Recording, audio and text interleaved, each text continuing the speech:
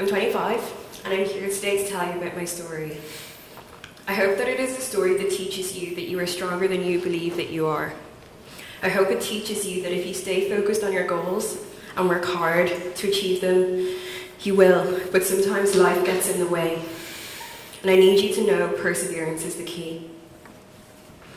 When I was 10, I moved to Ireland after the breakup of my parents' marriage.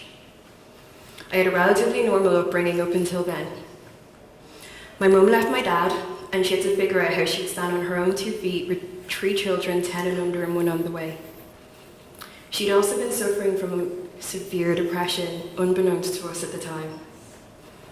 This led to a breakdown in our relationship. I was in and out of care from 11 to 13, and when I was 13, I became homeless.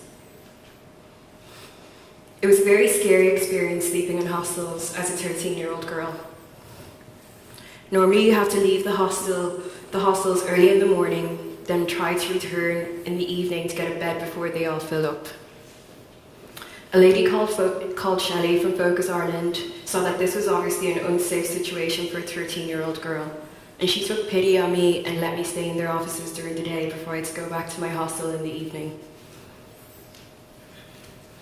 When I was in more stable accommodation, I was embarrassed to be going to school, knowing while everyone was going home to their families, I was going home to homeless accommodation for young girls.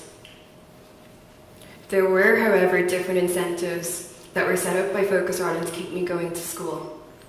So, I was obsessed with makeup at the time, but this was about 12 years ago, so getting makeup for my skin tone was not that easily available in Ireland. So they set up a star chart system for me, that if I went to school every day for 3 months, I'd get a piece of my favourite makeup at the end. It seems like something so small, but it meant everything to me. It meant that I didn't drop out of education at a time when a lot of kids in care do. Drop out and go and do a UH course or something because you're just living in so much chaos that sitting in a classroom is unbearable. After my 14th birthday, I moved into Dunonogue. It was a private residential care home in Drumcondra, and it was run by these amazing people called Ciara and Paddy. I remember going to see it before I moved in, and remarking that it was like Disneyland in comparison to my current home. There was nothing special about this home. It was a normal house in a normal housing estate. The manager of the home was a man called Alan. When Alan and I first met, we actually did not get along. I was a stroppy teenager sitting there with my arms folded, and I completely rebelled against him trying to parent me. We laugh about this now because he is essentially a second dad to me today. Me and the other girls that lived in the house were extremely close. We felt like sisters. They were like my big sisters. I was 14 and they were both 16. We looked out for each other. I remember us all sitting around a kitchen table one day and talking about who would first get pregnant. And obviously I was last on the list because I was 14.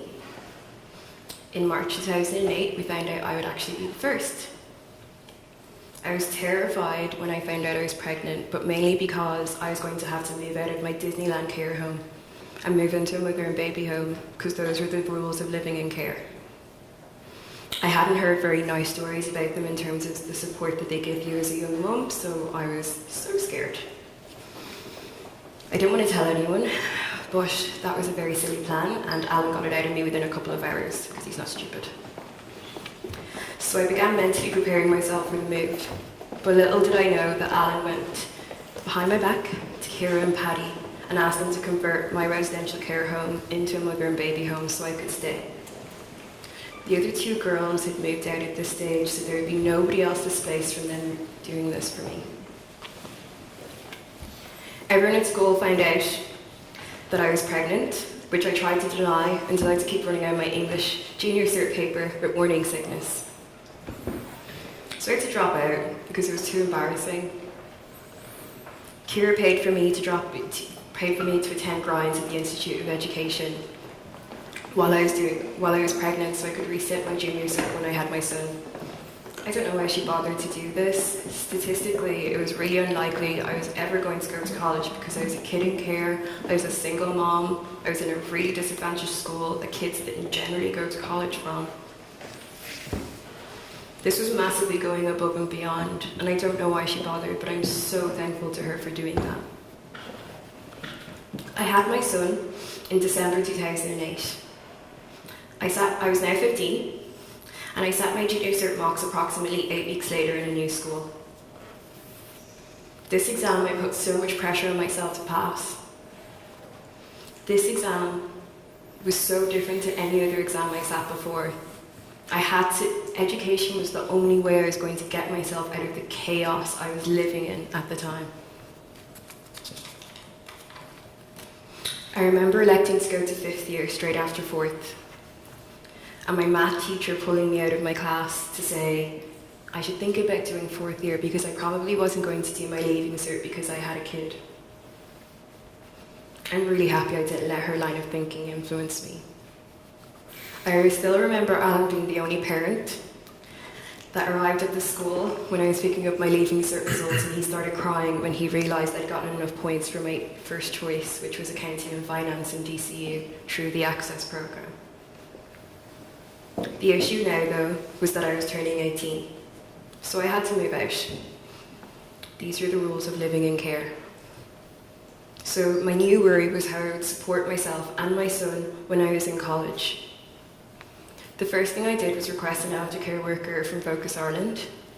I put together a lobbying team with Focus Ireland, with EPIC, which support young people in care, with One Family, with the people from my care home that advocated for a care plan, aftercare plan for me that ensured I had accommodation and childcare while I was in university.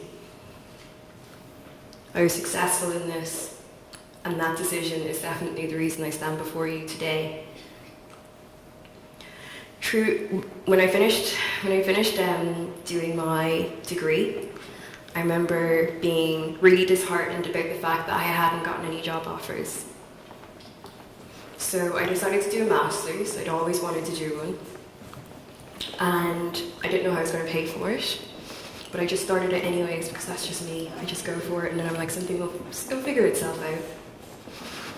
CRH that year decided to start doing scholarships for master's students, and I'm so thankful to them for that.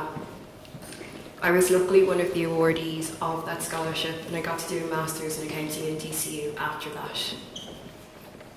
This master's helped me earn a place at PwC. Today I'm a qualified chartered accountant, and I'm an assistant manager with PwC, which is so surreal for me to say. My son Liam is nearly 10, and he does maths apps on his iPad for fun, apart from playing Fortnite, of course. I feel so lucky to have the life that I do now, to help other parents achieve what I feel a need to help other parents achieve what I've achieved, not just for themselves, but for their children to not grow up in homelessness or in poverty. This is why I started Empower the Family, which is a not-for-profit company which will provide student accommodation with childcare to disadvantaged single parents. I want to leave you with 2 pieces of advice. 1, take yourself out of any toxic social media situations. Surround yourself with people who lift you up instead of bring you down. Accept yourself for who you are, and anyone who doesn't like that isn't worth having in your life. The second piece of advice is aim beyond what you think you are capable of. There is no step along the way to me achieving this goal of becoming an accountant that I felt that I was actually going to do it. So please aim beyond what you think you are capable of. Ask for help along the way, and find the internal strength that I am telling you that you have, and persevere to achieve your personal and professional goals. Thank you for listening.